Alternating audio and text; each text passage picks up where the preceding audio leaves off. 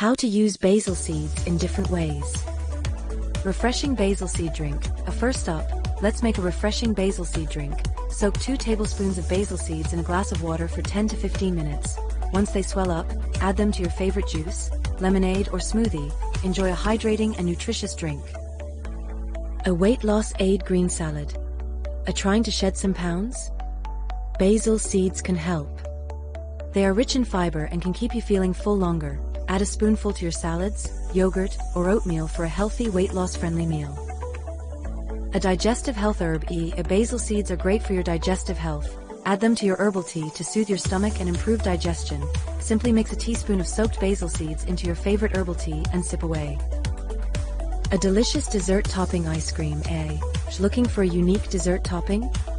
Basil seeds add a fun texture and extra nutrients. Sprinkle them on ice cream, puddings, or fruit salads for a delightful crunch. A detox water droplet.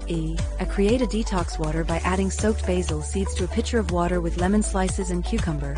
This refreshing drink will help detoxify your body and keep you hydrated throughout the day.